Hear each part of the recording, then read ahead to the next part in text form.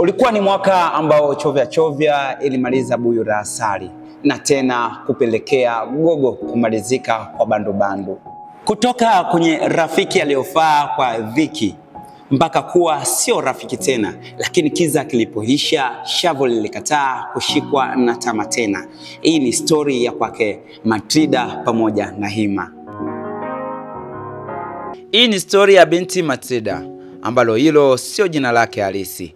Matilda alikuwa ni mwanafunzi wa mwaka wa kwanza, alikuwa msichana aliyoingia chuoni akiwa na moyo uliojaa ndoto. Alipofika chuoni alijiambia, hapa nitajenga upya, hapa nitakuwa Matilda mpya. Basi safari yake ilianza upya akiwa amebeba matumaini mengi. Alikutana na marafiki wengi, lakini Emmanuel aliyojulikana zaidi kama Hima, mwanafunzi wa mwaka wa pili, huyu alikuwa karibu zaidi. Walipoenda library alihakikisha wamekaa wote. Walipofika cafeteria basi walikula wote. Hima alimchombeza Matilda kwa ucheshi, tabasamu lilionyesha kujali. Matilda ambaye kwao kulikuwa na ukata, lakini Hima alitoa fedha bila kujali, bila kuomba. Hapo ndipo uaminifu ulijengeka kwake na akahisi yuko mahali salama. Lakini dunia ilimwandalia pigo kubwa. Uaminifu ulikuwa safari ya kuelekea shimoni.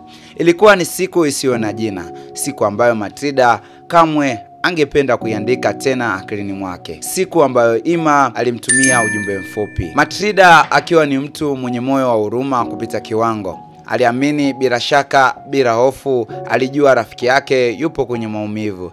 Ilikuwa ni kaida kwake kusaidia. Lakini alipofika ndio story inapoingia gizani. Anasimulia Matilda. Nilipofika mlangoni nilisukuma polepole. Mlango haukufungwa. Niliingia, nilidhani nitamkuta amelala au akiwa yuko dhaifu. Lakini nilichokiona, Mungu wangu, ndio kilichonifanya niogope mazingira, niogope hata wanadamu. Nilimkuta akiwa na vijana wenzie watatu, kila mmoja akiwa ameketi kivyake. Mwingine kwenye kochi, mwingine kitandani, na mwingine alikuwa ameketi sakafuni akipiga simu. Wote waligeuza macho yao kuniangalia kama walikuwa wananisubiri. Basi hakuna nilichoelewa. Hima alinigeukia akatabasamu.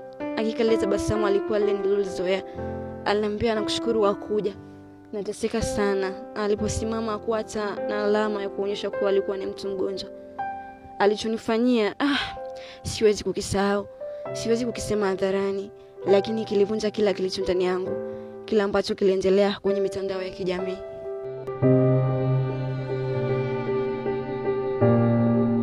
Matilda alipotoka pale alikuwa si Matilda tena, alikuwa ni kivuli cha mtu. Akili yake haikuwa na utulivu. Usiku uligeuka kuwa adui, kwani picha chafu zilisambaa katika magrupu ya WhatsApp ya chuo na yale yasiyokuwa ya chuo, na zikazidi kutapakaa huko mjini Instagram, Facebook mpaka X.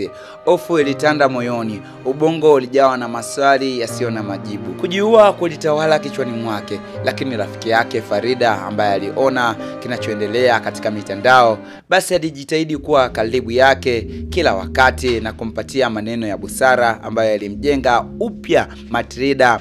Na hadi leo tunapata huyu Matilda jasiri ambaye anatoka na kutusimulia kisa chake, na kwa sasa anasimama kidete kupambana na unyanyasaji wa kijinsia mitandaoni. Hii ni story ya kijana yoyote yule aliyozimwa kama jua la jioni, na dunia ilitaka asichomoze tena, lakini kiza kilipoisha jua lilichomoza na kuwa kali toka asubuhi, na kuhakikisha anapambana na kile kilichomfanya azame mwanzo.